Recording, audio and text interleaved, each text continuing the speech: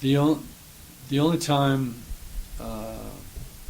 the other fellows or other gentlemen, they're certainly not gentlemen, but the other guys were mentioned was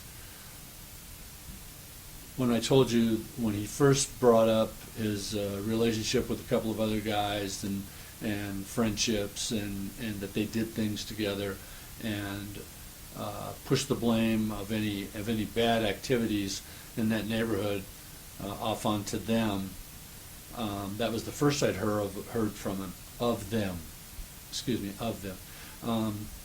When I spoke with DOJ on that Monday when they came to my office, the two officers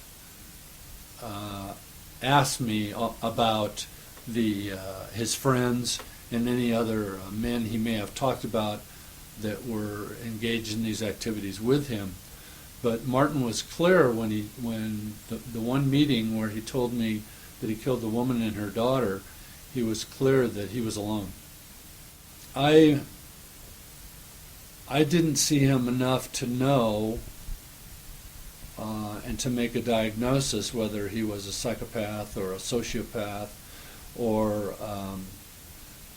just a crook who was skilled in ways of defeating a polygraph, but as we'll talk about in a few moments,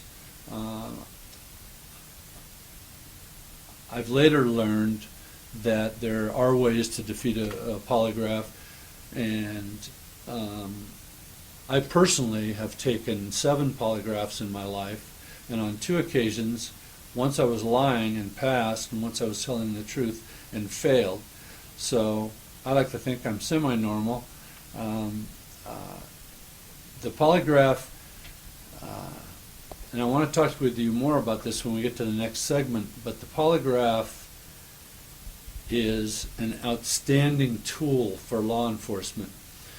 But polygraph, being a polygraphist, being the person operating the polygraph machine and conducting the interview is an art form. It's not a science. And I've seen brilliant polygraphists that rarely had a false reading. I've seen shoddy polygraphists that would have false readings. And then dropping back, again, a psychopath or a sociopath could defeat a polygraph because they didn't really feel they'd done anything wrong.